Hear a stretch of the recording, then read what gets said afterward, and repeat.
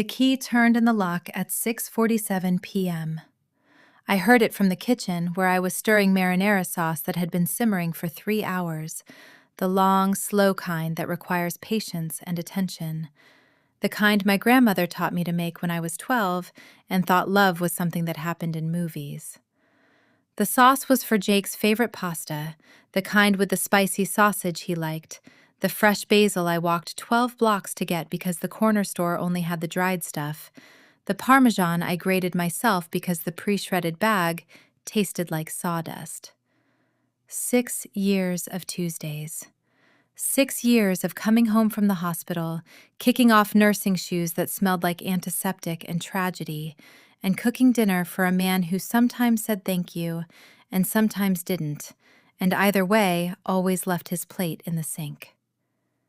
The key turned, the door opened, and I knew. I knew before I saw his face, before I saw the duffel bag in his hand, the one he'd bought for our camping trip to Yosemite that we never took because his promotion came through and, "We'd go next year, babe, I promise." Before I saw the way he wouldn't meet my eyes, the way his jaw worked like he was chewing words he didn't want to spit out. I knew, because the marinara smelled like burning, because the basil I'd walked 12 blocks for was wilting on the counter, because 6 years of Tuesdays had taught me that some endings don't announce themselves. They just walk through the door with a bag and a face full of cowardice. Claire. My name. The way he said it when he needed something, when he'd forgotten his keys, when he wanted sex, when he was about to ask me to cover his half of the rent because the startup is cash flow negative right now, babe, just until Series B. I turned off the burner. The sauce hissed in protest. 6 hours of careful stirring, of tasting and adjusting and hoping, reduced to a scorched mess in a stainless steel pot. "You're leaving," I said. Not a question, a diagnosis. He set down the bag, ran his hand through his hair, the gesture that used to make me want to touch him, to smooth the chaos, to be the person who made him feel settled. "I need to talk to you." "You're talking. Can we..." He gestured toward the living room. The couch we'd bought together from a guy on Craigslist, the one with the spring that poked your thigh if you sat too close to the armrest. The couch where we'd watched 6 seasons of Breaking Bad, where he'd proposed to me during the finale, where I'd cried and said yes and believed that eventually meant something real. "Can we sit?" "I'd rather stand." I wiped my hands on the dish towel, the one his mother gave us for Christmas, the one that said "Home Sweet Home" in cross-stitch. The irony felt like swallowing glass. "What is it, Jake?" He took a breath. The breath before the pitch, the close, the ask. I'd watched him practice this breath 100 times in the mirror, preparing for investor meetings, for job interviews, for the life he was always about to start living. "I've met someone," he said. The words landed like a slap I was too numb to feel. Like the kind of pain that comes after adrenaline, after shock, after the body has decided that feeling things is a luxury it can't afford. "Someone," I repeated. "Her name is Vanessa. She works at the firm, the new consulting group." He was talking faster now, the words tumbling out like he'd rehearsed them, like he'd been practicing in the Uber on the way home, in the elevator, in the hallway outside our door. It's not about you, Claire. You're amazing. You've been amazing. But I need something different, something more, someone who understands my ambitions, my vision, where I'm going." "Where you're going," I said. "And where's that?" "Vanessa's father he's connected. In venture capital. He can open doors that..." Jake stopped, caught himself. The mask slipped just for a second, and I saw the real thing underneath. Not regret, not pain. Excitement. The thrill of the next thing, the bigger thing, the thing that wasn't me. I didn't plan this. It just happened. And I know the timing is bad with the lease and everything, but the lease, I said, and everything. I'll figure it out. We'll figure it out. I need to go, tonight. Vanessa's waiting. Vanessa's waiting. The words echoed in the kitchen, bouncing off the tile I'd installed last summer, the backsplash I'd grouted on my hands and knees while Jake was at a networking event that I now understood had probably involved Vanessa. 6 years, I said, not loudly, the way you say things when you're still trying to understand them yourself. 6 years, Jake. I paid your rent when you were unemployed. I covered your car insurance when you totaled the Honda. I worked double shifts so you could quit your job and focus on the startup. My voice caught and I hated myself for it. Hated the weakness, the need, the pathetic hope that if I just listed the evidence, he'd see the verdict, he'd change his mind, he'd choose me. I know, he said. And he did know. That was the worst part. He knew exactly what I'd done, exactly what I'd given, exactly how much of myself I'd poured into the vessel of us, only to watch him drink it dry and ask for more. And I appreciate it. I do. But appreciation it's not enough, Claire. I need passion. I need fire. I need someone who sees my potential and wants to help me reach it, not someone who what? The words came out sharp, edged, the voice I used for drunk patients in the ER, for family members who thought they knew better than the doctors. Not someone who actually loved you? Not someone who showed up? Not someone who paid your fucking bills while you chased your fucking potential? Jake flinched. Actually flinched, like I'd struck him. Like words could leave bruises when 6 years of my labor hadn't left a mark. That's not fair, he said. I never asked you to. You never asked, I interrupted.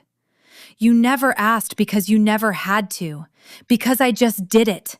Because that's what love looks like, Jake. It's not passion. It's not fire. It's showing up on Tuesdays with marinara sauce and a paycheck that covers both halves of the rent because your potential doesn't pay the electric bill. He picked up his duffel bag, the gesture of a man who'd already left, who was just going through the motions of departure, who had one foot out the door and the other on my heart. I'll send for my stuff, he said. The big things. The TV, the TV's mine, I said. I bought it, with my bonus, from the double shifts. Right, okay. The couch, then.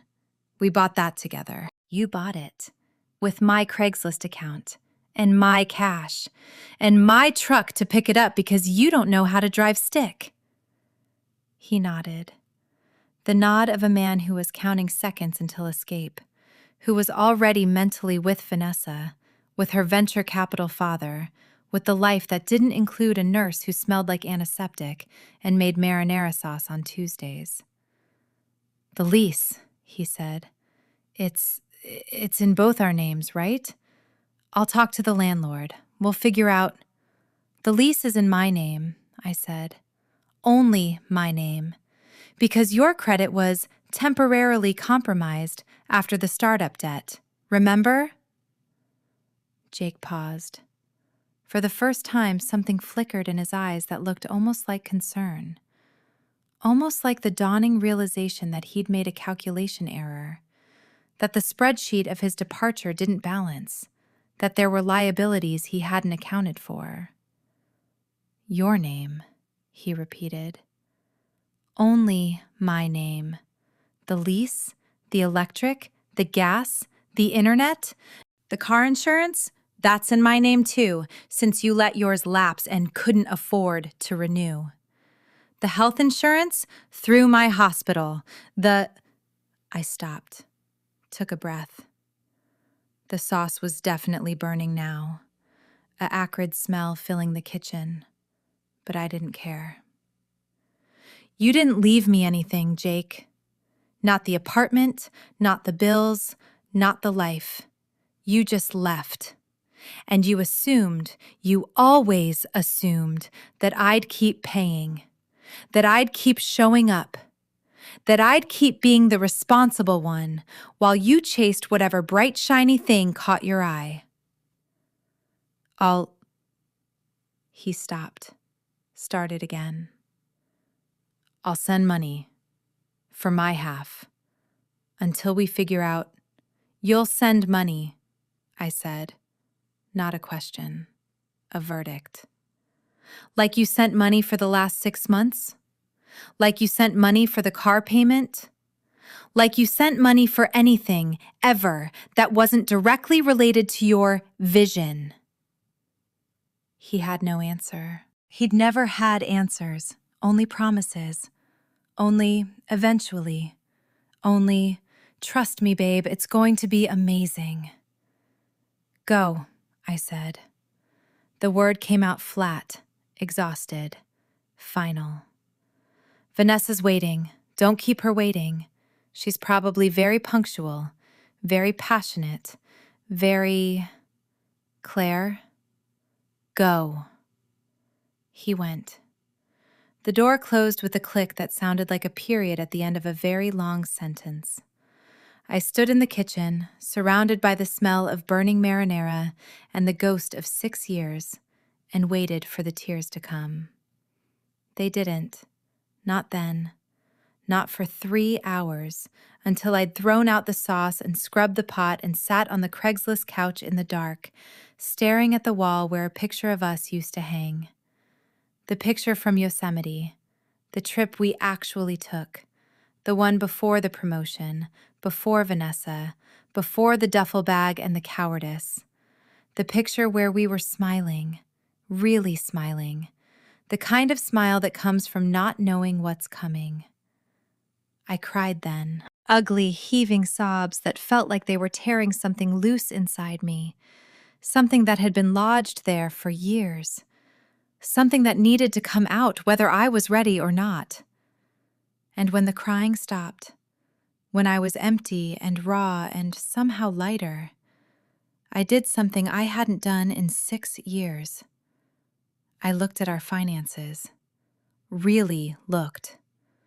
Not the surface level check of, did Jake pay his half this month, that I'd trained myself to do. The anxious monitoring of a bank account that was always precarious because one of us was always temporarily behind. I looked at everything. The lease, the utilities, the car insurance, the credit cards, the joint account that wasn't really joint because I'd been the only one depositing money for 8 months. I looked until 3 a.m., until my eyes burned and my neck ached and the numbers started to blur. And when I was done, I understood something that Jake never had. He hadn't just left me.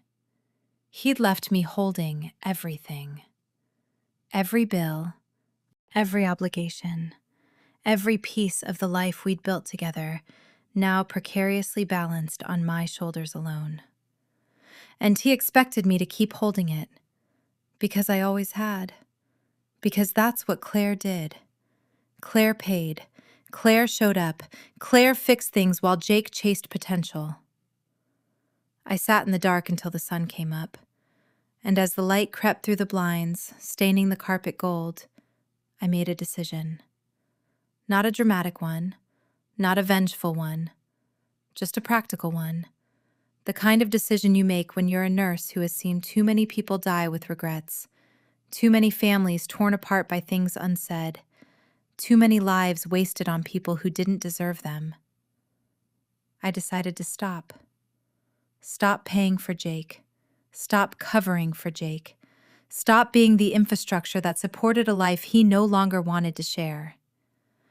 I decided to let the bills do what bills do when no one pays them. I decided to let Jake experience the consequences of his own departure. And then I decided to document everything. Because if 6 years with Jake had taught me anything, it was that men like him never believed women like me until they saw it in writing.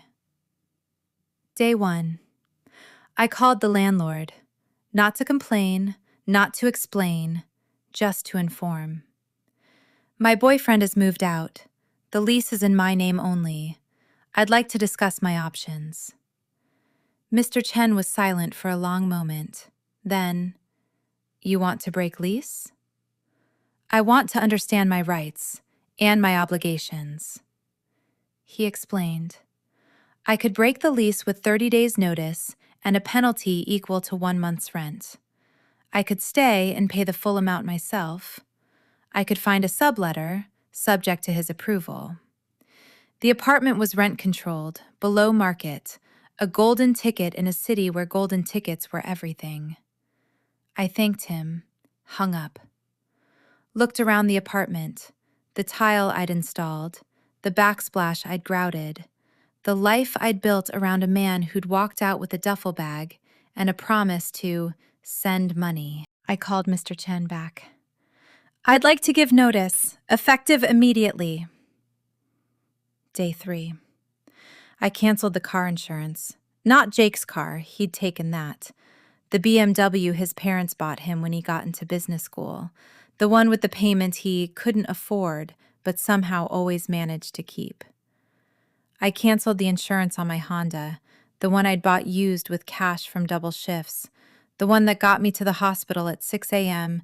and home at 8 p.m., the one Jake had borrowed whenever his BMW was in the shop. The cancellation meant I couldn't drive legally. But I lived 3 blocks from the subway, and the hospital was on the express line. And the $180 a month I'd been paying for comprehensive coverage on a car worth $4,000 could go toward the security deposit on a new apartment. Day 7. I transferred the utilities. Not canceled, transferred.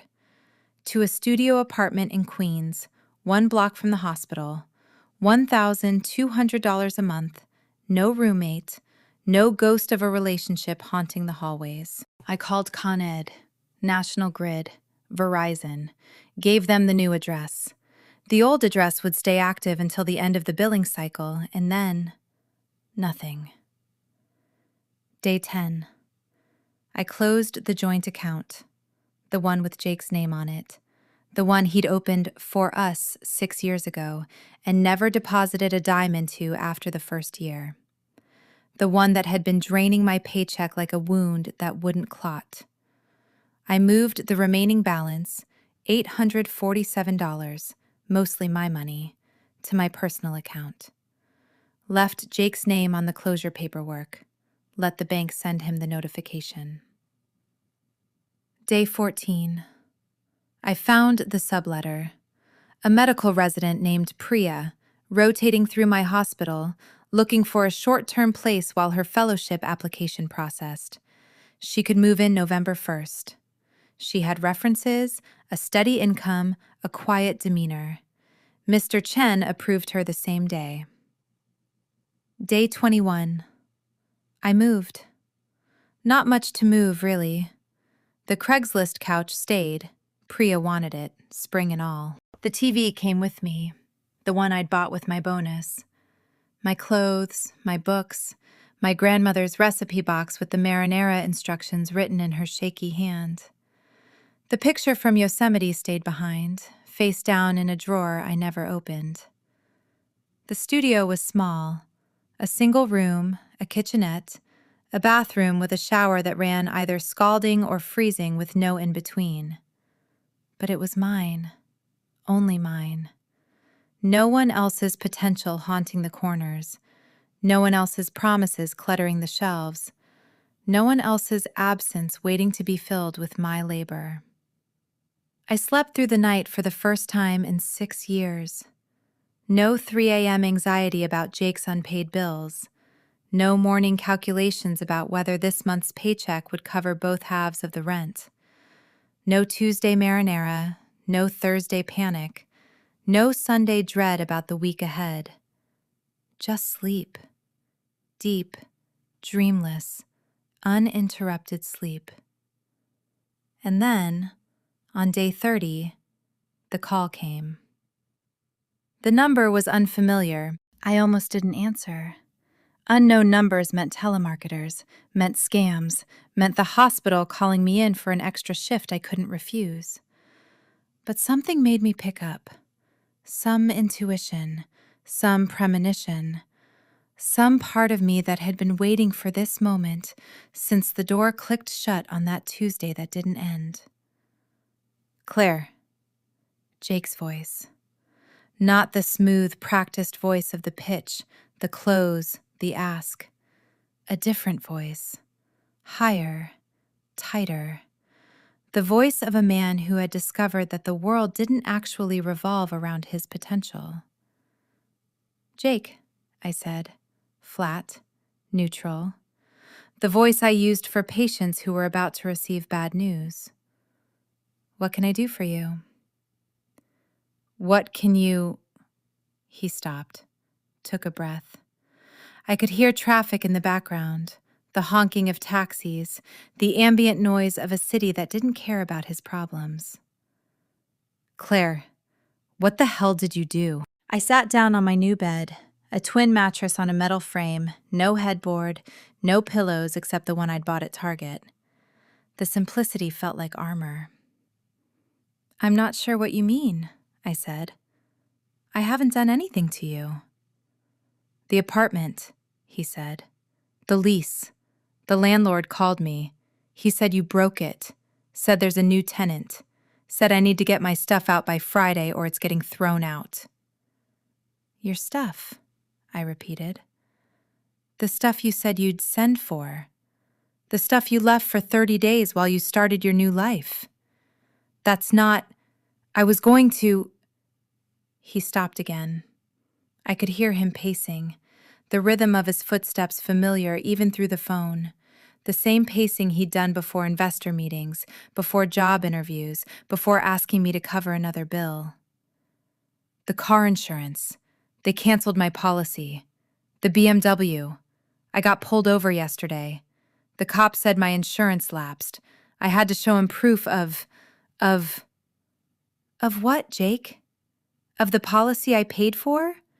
The one in my name? The one you never bothered to transfer or renew or even acknowledge? Silence. Heavy, suffocating silence. The silence of a man who had just realized that the infrastructure he'd taken for granted had been built by someone who was no longer maintaining it. And the utilities, he continued, his voice rising, gaining the edge of panic that I'd heard 100 times before, usually when a deal fell through or an investor ghosted him. The electric, the internet, everything shut off. At the apartment, at Clea, at Vanessa's place. We were using the same account, Claire, the same account in my name, I finished. The same account I paid for. The same account you assumed would keep running because I always kept it running. Is that what you're telling me, Jake? That you and Vanessa were using my utilities? My internet? My Netflix account probably while you were at it? More silence. Then, quieter. I didn't know. You didn't know, I said. Not a question. A diagnosis. You didn't know because you never asked. You didn't know because you never looked. You didn't know because for 6 years, I made sure you didn't have to know. I handled it. I paid it. I fixed it. And you just assumed it would keep happening. Even after you left. Even after you told me I wasn't passionate enough, not ambitious enough, not enough of whatever Vanessa is. Vanessa, he said, and his voice cracked on the name. The first crack I'd ever heard. The first sign that the foundation wasn't as solid as he'd claimed. Vanessa's father. He was supposed to. The connections, the funding. It didn't work out. The deal fell through. And Vanessa, she said I needed to get my own place. That she wasn't ready for what, Jake? For reality? For bills? For the actual work of building a life instead of just talking about potential? I'll sue you, he said. The words came out desperate, childish. The threat of a man who had never faced consequences and didn't know how to process them. You can't destroy my life like this. I'll sue you for breach of contract, for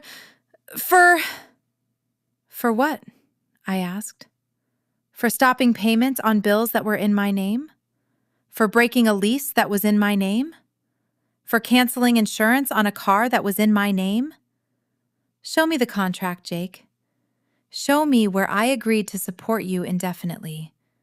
Show me where I signed away my right to walk away from a relationship that you'd already ended. He had no answer. He'd never had answers, only promises, only eventually, only trust me, babe, it's going to be amazing. I didn't destroy your life, I said. The words came out calm, measured, the voice of a woman who had finally stopped crying and started seeing. You did. When you walked out. When you decided that 6 years of my labor, my love, my patience were worth less than the possibility of Vanessa's father's venture capital. When you assumed that I'd keep paying, keep showing up, keep being the responsible one, while you chased whatever bright, shiny thing caught your eye. Claire, don't. The word came out sharp, final. The voice I used for patients who were about to do something dangerous, something irreversible, something they'd regret. Don't Claire me. You lost that right when you packed your bag and told me Vanessa was waiting. You lost that right when you left me with every bill, every obligation, every piece of a life you no longer wanted to share. I stood up, walked to the window of my studio, looked out at the city that didn't care about Jake's problems, that had kept turning while I cried and scrubbed and rebuilt, that would keep turning long after this conversation was over. You want to know what I did, Jake? I stopped. I stopped paying for you. I stopped covering for you. I stopped being the infrastructure that supported a life you chose not to include me in. And if that infrastructure collapsed when I stopped maintaining it, I paused, took a breath. Then maybe it wasn't as strong as you thought. Maybe it was only standing because I was holding it up. And maybe, just maybe, that's not love. That's labor. And I'm done laboring for someone who can't even say thank you. Please, he whispered. The word I'd waited 6 years to hear, delivered now when it meant nothing, when it was just another ask, another need, another hole in the bucket of his life that he expected me to fill. Please, Claire, I'll pay you back. I'll figure it out. Just help me. One more time, like you always do. I looked at my reflection in the window. The woman looking back at me was tired, yes. Still raw, still healing, still carrying the weight of 6 years that hadn't ended so much as dissolved. But she was also something else, something new, something that had survived the fire and come out tempered, sharpened, stronger in the broken places. Goodbye, Jake, I said, and I hung up. He came to the hospital 3 days later. I was in the ER, stitching a laceration on a kid who'd fallen off his bike, when one of the residents tapped my shoulder. There's someone at the desk asking for you. Says it's personal. I knew before I saw him. The way you know when a fever is about to break, when a storm is about to pass, when the thing you've been dreading has finally arrived and you discover you're not afraid anymore. He looked different, smaller. The Jake I'd lived with for 6 years had been expansive, animated, always performing, always pitching. This Jake was diminished by reality in a way that potential had never touched him. His suit was wrinkled. His eyes were red-rimmed. He smelled like he'd been sleeping in his car, which I later learned he had been, since Vanessa's father had reconsidered the investment, and Vanessa had reconsidered the relationship, and the BMW had been repossessed for non-payment. "Claire," he said. The voice that had once made me feel chosen, special, seen. Now it just sounded tired. "Can we talk?" "We're talking," I said. The voice I used for patients' families, for difficult conversations, for moments that required distance and clarity. "What do you need, Jake?" "I need..." He stopped, looked around the ER, at the gurneys and the monitors and the people in various states of crisis. "I need a place to stay, just for a few days, until I figure things out. The startup, the funding, everything fell apart, and I don't have..." "You don't have money," I finished. "You don't have a place. You don't have Vanessa or her father or the life you thought you were walking into. And you thought, what? That I'd take you back? That 6 years of being your backup plan would magically turn into me being your safety net?" I thought... He stopped again. The words seemed to catch in his throat, choked by pride or shame or the unfamiliar sensation of not knowing what came next. "I thought you loved me." The words hung in the ER air, surrounded by the beeping of machines and the murmur of nurses and the constant, low-grade urgency of a place where people came when their bodies failed them. "I did," I said. The past tense felt natural, inevitable, like a scab falling off a wound that had finally healed. "I loved you the way you let me love you. By showing up, by paying, by fixing things while you chased potential, by being the responsible one, the reliable one, the one who never asked for anything because I was afraid that if I asked, you'd leave." "I didn't know." "You didn't want to know," I corrected. "There's a difference. You didn't want to know because knowing would have meant changing, and changing would have meant giving up the fantasy that your potential was enough, that your vision was enough, that someday, eventually, you'd become the person you were always talking about becoming." I stepped closer, close enough to smell the desperation on him, the sweat and the stale coffee, and the particular sourness of a man who had discovered that the world didn't actually owe him anything. "I loved you, Jake, but I don't love you anymore. And even if I did, even if some part of me still wanted to fix you, to save you, to be the responsible one again, I wouldn't. Because I finally understand that love isn't supposed to feel like labor, and labor isn't supposed to feel like love. And the 6 years I spent confusing the two..." I paused, took a breath. "Those are years I can't get back, but I can make sure I don't give away any more."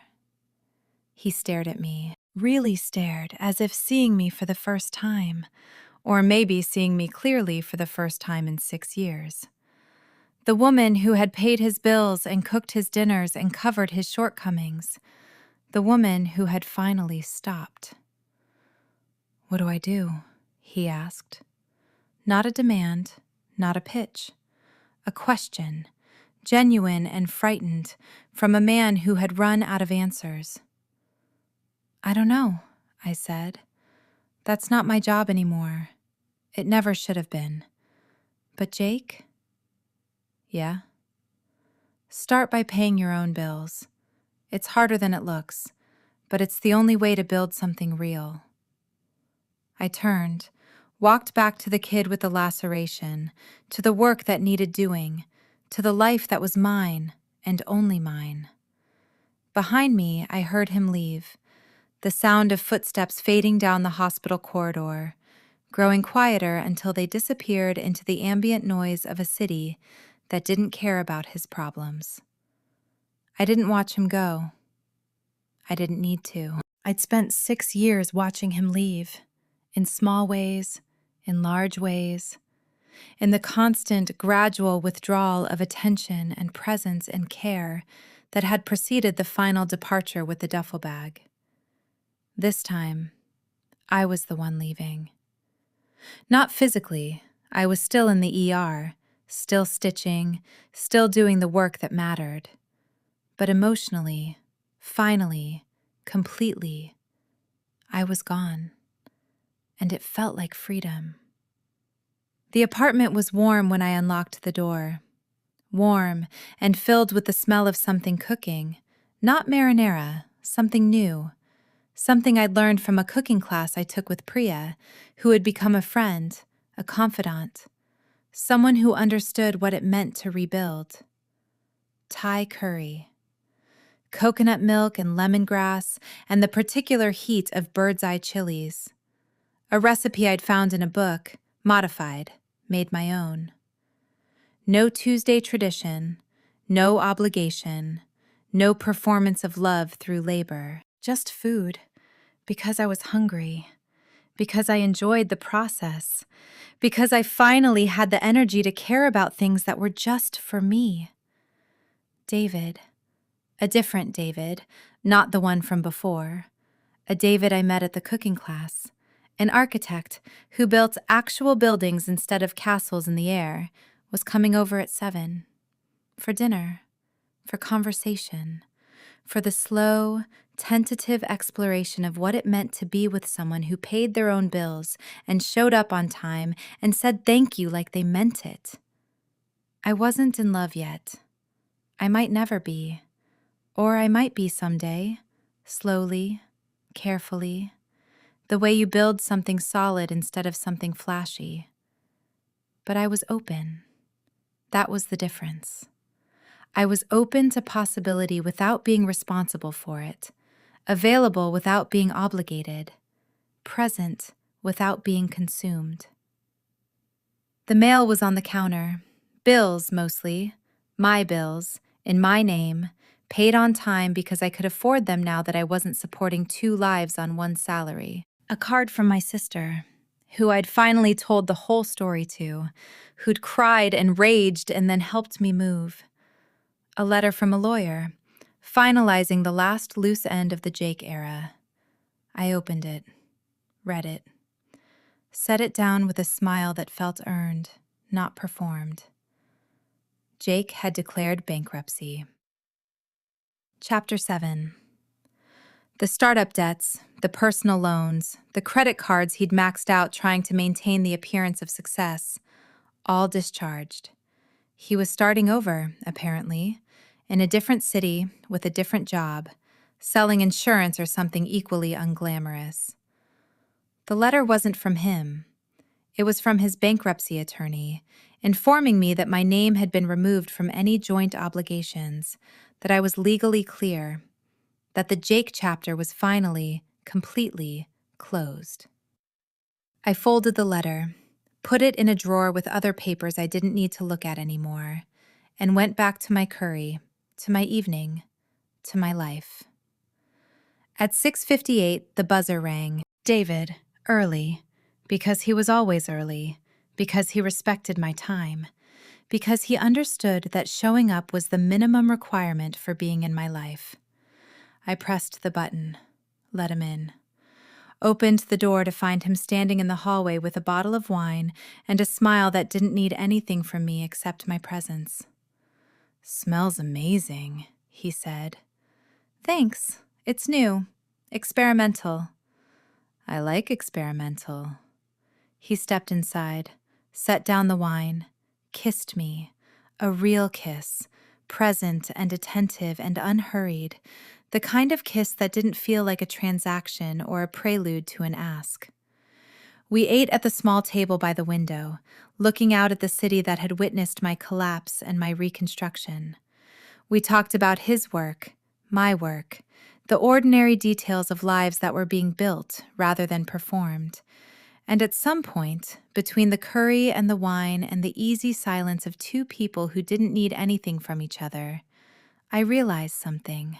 I wasn't angry anymore. Not at Jake, not at myself, not at the 6 years I'd spent learning the difference between love and labor. The anger had burned itself out, leaving behind something cleaner. Understanding. Clarity. The hard-won knowledge of what I would and wouldn't accept, what I would and wouldn't give, what love looked like when it was mutual instead of extractive. Jake had taught me that, in his way. Not intentionally, not kindly, but thoroughly. He'd shown me what happened when one person carried everything, and he'd shown me that I was strong enough to survive the collapse, and he'd shown me that survival wasn't enough. I deserved to thrive. I was thriving now. In my small studio with the shower that ran hot or cold. In my job that exhausted and fulfilled me. In my Tuesdays that belonged to me alone.